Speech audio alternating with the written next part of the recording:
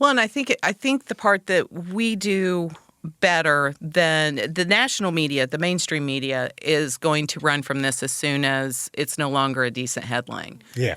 They're not going to look at it at the molecular level that we are and how people are having to recover and what's necessary. I mean, Katrina and Rita, when that happened, that taught us so much about it's not necessarily the storm. It's not necessarily that, when the Weather Channel's standing out there in the rain, in the wind, leaning sideways. That's not the story. The story is what happens after.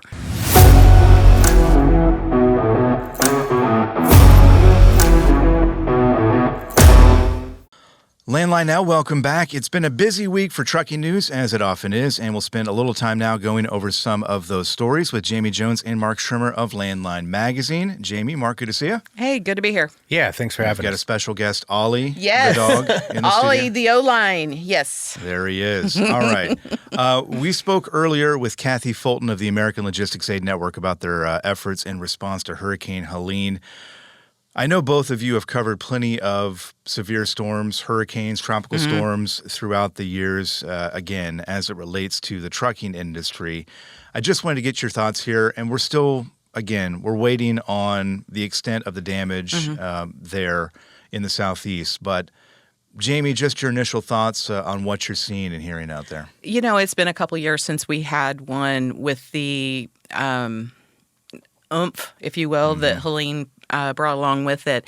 And one thing that I really think Landline does a particularly really good job on is we understand the different stages that these natural disasters bring, especially for the trucking industry. When it's coming in, are they reversing lanes? Is there an evacuation order? What are those things? So we know the stages that we have to cover. And we also know when you have things from the National Hurricane Center saying that Helene, and this is as of this morning, Friday morning, is still producing historic and catastrophic flooding. Yeah. So sometimes it's already downgraded to a tropical storm again. So it hit, the storm surge is over. It lost its oomph real quick, but it is definitely drowning a lot of the country right now with the rain. And that's what we're going to continue to watch because it's literally the trickle effect when you're on floods. So we have to watch that and see where the emergencies are, how bad the destruction is, and where truckers who are always willing to be, help out in those emergencies, where we can point them to help in the recovery after something like this. Yeah, and the recovery, this is a situation where it's going to be not days, not weeks, but we're probably looking at months for a lot of folks out there in terms of the flooding and the cleanup and everything else that goes along with it. Mark, again, I know you've been watching this, and I know you've covered a number of these events over the years as well. Yeah. Your thoughts? Well, one of the things I think when you talk about trucking for this, like you mentioned, the recovery, and Jami mentioned we have so many drivers that are willing to help in these situations. And when we tie back to some of this stuff, you've heard in these type of storms, power outages may be for days. Or weeks, I'm seeing in some cases. Yes, 100%. And, when we talk about that electric vehicle discussion, electric trucks and all of that, this is one of those things when OIDA Executive Vice President Louis Pugh is testifying in front of Congress, he's talking about these type of situations and some of these things aren't practical all the time, and we just have to think about those elements of it. We're using these diesel trucks to come in and provide a service, and maybe if they were relying on electric, that it might not be able to work in a situation like this. So we have to think about those aspects, and it's just another reason to realize a lot of times people get annoyed by these big trucks out on the road, and that they forget that everything around them is delivered by them. But in these type of instances, a lot of drivers kind of end up being heroes during a lot of this stuff, and we've seen pet rescues during these type of things, and truckers have been involved in it. So tip of the hat to all the truckers that help out in these type of situations. Well, and I think the part that we do better, then the national media, the mainstream media, is going to run from this as soon as it's no longer a decent headline. Yeah. They're not going to look at it at the molecular level that we are and how people are having to recover and what's necessary. I mean, Katrina and Rita, when that happened, that taught us so much about it's not necessarily the storm.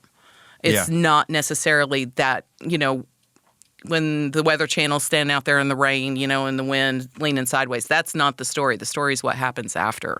Right. And that's when you have things like, basic human needs, water, ice, things like that. And when it's particularly catastrophic, we've had to look into the requests of different areas because they have actually put requests out before Katrina and Rita.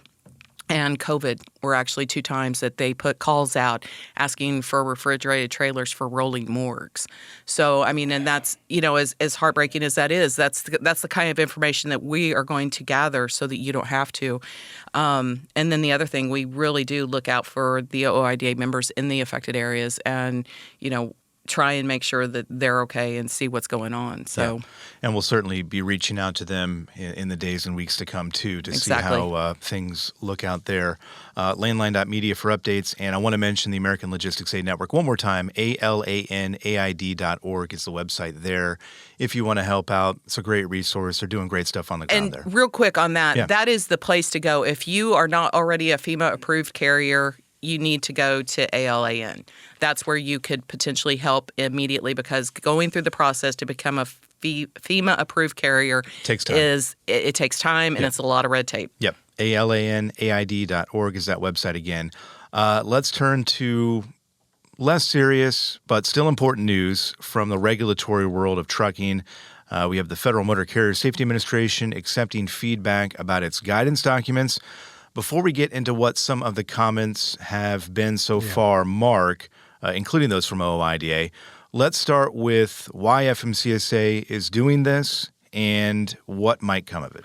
Well, it was mandated from Congress a few years back that every 5 years that they take a look at all of the guidance documents that they have and review them and figure out if any of them need updated, if any of them need just eliminated. And, when we're talking about the number of them, we're talking about 1,300 guidance documents from the FMCSA right now. So I don't think it'd be a big surprise that probably some of those need updated, probably some of them need taken out. And, Congress did this for obvious reasons, that we need some sort of review process to look at these and which ones, give the public an opportunity to comment and say, hey, we should take another look at this one, get this one removed.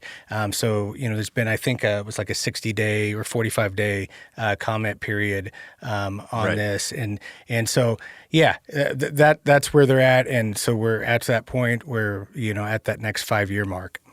It's really, I find guidance to be a really unfortunate term, though, for what this is, because you have that giant green book of regulations. Yeah. And, cops, motor carriers, everybody is reading these regulations. They're like, well, but how does this work in practical application? Yeah. So they put out that guidance on how to enforce these regulations.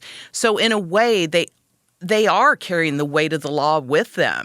And that's what makes it really scary because they don't go through the same process that a true regulation does. The agency just cooks it up, puts it out for comment, and like, here you go. Yeah. Yeah. And you think about, the difficulty, and I know we know it, how hard of a job for a truck driver has, but you talk about this huge green book. Oh, yeah. And you have to know all of that. Now we also need to know 1,300 guidance documents to help interpret all of these things in this giant book. And I mean, that's a lot there. 100%. And, the part... Forgive me for being greedy here, but, that's really nice that you're looking over these guidance documents. But at what point are we going to go through the big green book of regulations and see what is slightly outdated, or horribly outdated or no longer necessary. It seems like the agency, Congress, it's just we pile on more regulations instead of ever taking a hard look and seeing what can come back. Yeah. And I want to go through some of the comments that were received there, and we can kind of focus on OIDA's comments if you like here. Yeah. I know personal conveyance was one. Even before the comments were being posted, we knew that there were going to be a number of personal conveyance comments involved there. Mark, you went through all of these. What were you seeing out there? And maybe you can also talk about OIDA's comments. Yeah. So regarding personal conveyance, the big one, CVSA in recent years, I think twice in the last 2 or 3 years, has petitioned the agency to change its guidance on that and set some sort of mile limit or, type of make it a little more confined of how they define personal conveyance. And those petitions have largely been rejected. And one of the things, so we knew when they opened this up, guidance review, that was going to be one of the hot topics, and of course it has been. And you've had some divide. You have some people from law enforcement or different that want black and white. This is how many miles, and this is what you can do with personal conveyance. But you've heard OIDA defends that right of their personal vehicle when they're not not working, not on the clock, to be able to use it and to drive it. So yeah, that's going to be one of those divided ones, and I'm curious to see what happens with it. But based off of recent history, FMCSA has continued to defend it and has rejected those petitions. So I have no reason that nothing has come out of this that I would think that would make them change their mind at this point. But we'll wait and see. We shall see. Yeah, and other things that OID mentioned, and we won't have time to get into all of them here, but the Certified Medical Examiner's Handbook, we're talking the ELD exemptions, broker reform. These are all things that OIDA pointed out, taking issue with some of the guidance documents there. And I don't know if you want to kind of hammer on one of those. Well, I guess the thing of looping them in is like what Jami was saying earlier, that these guidance documents don't go through the rulemaking process. So they're not supposed to have the same force as regulation. But a lot of times where you get sleep apnea, some of those things where they're being interpreted wrong, and they're just enforcing them like it's a regulation. Yeah. And your neck size is this, so you have to have this machine. You can't drive. You can't do this. And there's no regulation on the books. Nothing's gone through that says any of those things, but they're being used the same way. So that's where you get dangerous, and there are quite a few of those that OIDA mentions in his comments. And on the flip side, guidance is really a good thing, because when you have people who maybe aren't very versed on reading a regulation and the legalese and everything like that. Yeah. I mean, it is kind of a roadmap for uniform enforcement around the country, and that's a good thing. But it's just the problem that they'll sneak some stuff in some of these guidance documents, and once the camel has its nose under the tent, it's over. And so it's these guidance documents, as good as they can be equally bad. Is that an Arkansas saying? The camel with its nose under the tent? Maybe. Okay. I don't know how many camels are in Arkansas. That's interesting. You know what? An old landline. Here's a plug, because we're going into our 50th anniversary. I've been looking through old landlines. Apparently, it's illegal in Arizona to kill camels. Oh. Okay. That was in an old landline, and I was like, okay. If you take away one thing from our conversation here over the past several minutes, let it be that. Real quick, we don't have a whole lot of time, Jami, but I know you wanted to talk elections real quick, and also probably Raz, Mark, and I about our favorite NFL teams. Yeah, the ones that aren't 3-0. Yes. Says the Chiefs that fan. aren't going for their third Super Bowl. Says a spoiled Chiefs fan. Yeah. Yeah, it's been a long, cold 12 months since the Super Bowl. No, Yeah. You can call me a lot of things, but you can't, call me unloyal. No. So I'm or a winner.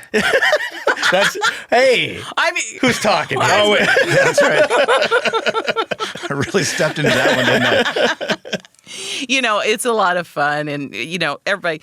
And if you have a Chiefs truck, be sure and let us know, because we'll put it in the magazine. I'll put a plug up there. Raiders trucks no, too? No, well, yeah, no, Raiders no. trucks. I'm the managing editor. It's Raider Nation. We probably have to win something first, Mark, to get that honor. We'll have to leave it there. Jami, congratulations on all your NFL success. Yeah, there you go. If you want to read more trucking news from Jami and Mark, head to landline.media. And with that, we'll take a quick break. Landline now returns in just a moment.